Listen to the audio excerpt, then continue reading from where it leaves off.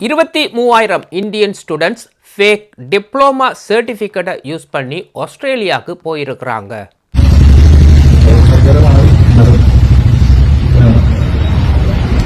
22 universities உட்பட 1,00,000க்கு மேற்பட்ட போலியான டிப்ளோமா சர்டிஃபிகேட், மொத்தமாக 1 மில்லியன் மக்கள் இந்தியாவில் இருந்து போலியான டிப்ளோமா சர்டிஃபிகேட் மூலமாக தான் வெளிநாடு சென்றுள்ளனர்.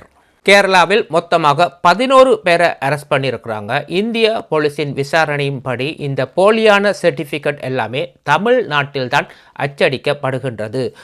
ஒரு சர்டிஃபிகேட் குறைந்தது 75,000 ரூபாயிலிருந்து 1,50,000 லட்சம் ரூபாய் வரை விற்கப்படுகின்றது. சமீப காலங்களில் இந்தியர்களுக்கு உலகெங்கும் பாராட்டு குவிகின்றது. This is New Zealand, not India. Protest. It was a warning sign. For the second time in 3 weeks, a sacred Sikh religious procession was disrupted.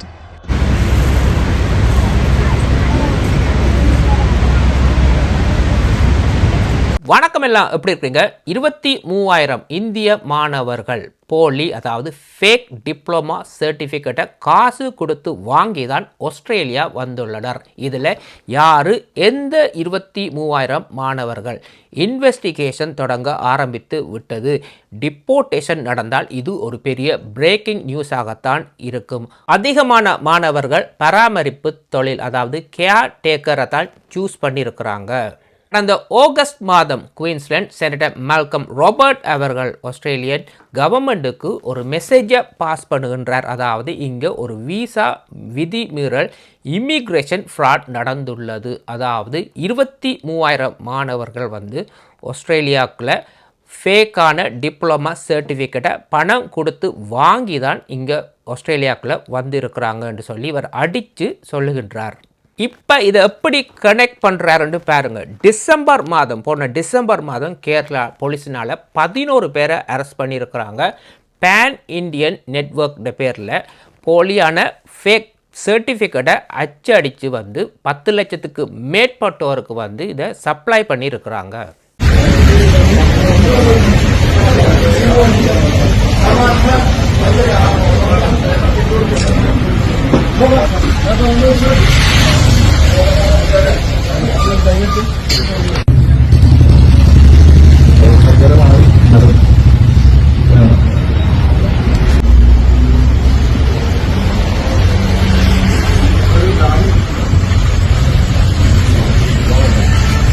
இது ஒன்றும் புதிதல்ல.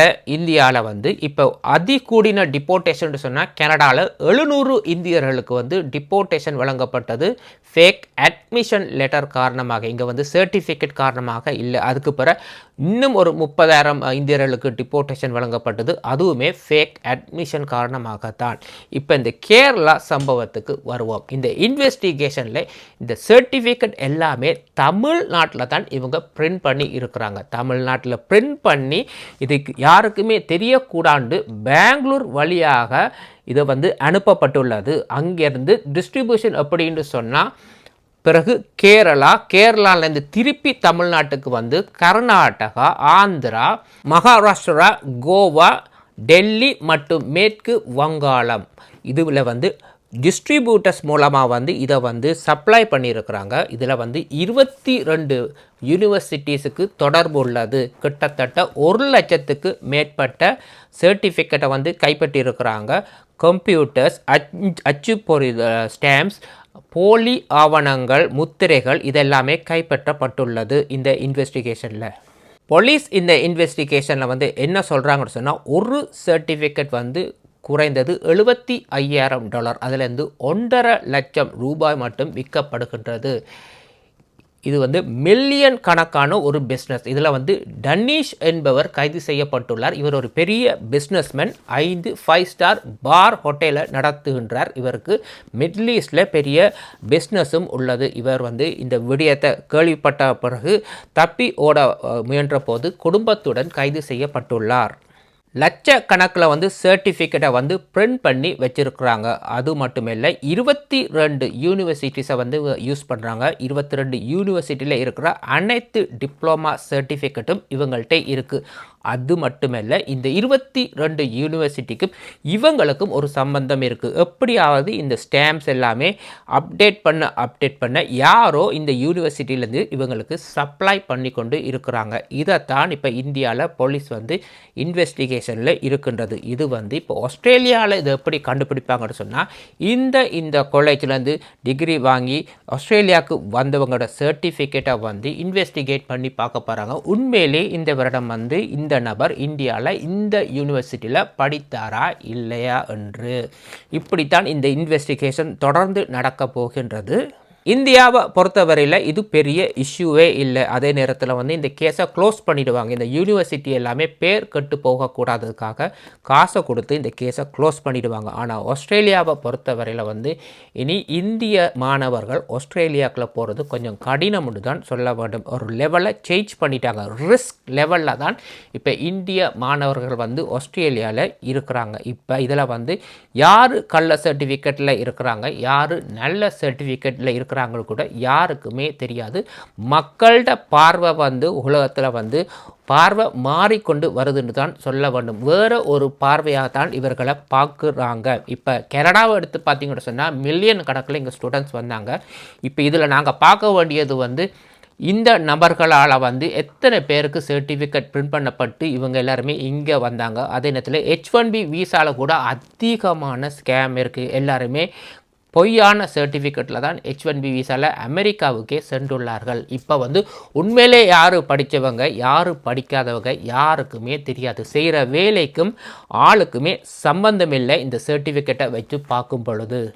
ஒரு நாட்டிலேருந்து 100 பேர் கள்ள வீசாவில் போகலாம், கள்ள சர்டிஃபிகேட்டில் போகலாம். ஆனால் ஒரு நாட்டு மக்களே கள்ள சர்டிஃபிகேட் கள்ள வீசாவில் வேறு நாடுகளுக்கு பரவும் பொழுது உலக நாடுகளுக்கே ஒரு பெரிய பிரச்சனையாகத்தான் இன்று இது பார்க்கப்படுகின்றது.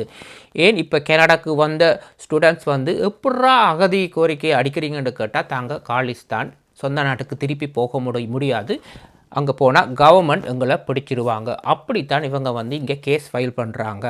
ஸ்டூடெண்ட் வீசாவில் வந்து வேலை இல்லைன்னு சொல்லி பிஆருக்குன்னு டிமாண்ட் பண்ணுறாங்க. இப்போ வந்து ஆஸ்திரேலியாவில் படிக்கிற ஸ்டூடெண்ட்ஸுக்கே அங்கே வேலை இல்லை.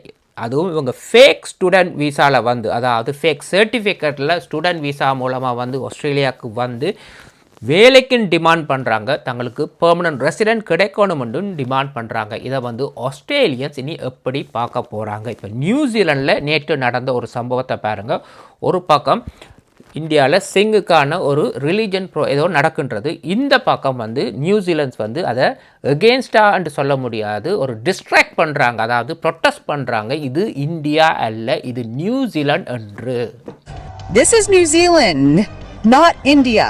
The Naga Kirtan was organized to mark the birth anniversary of Guru Gobind Singh. It wasn't just a protest, it was a warning sign. For the second time in 3 weeks, a sacred Sikh religious procession was disrupted. This time in Tauranga. Once again, the message shouted at the Sikh community was blunt and provocative. This is New Zealand, not India.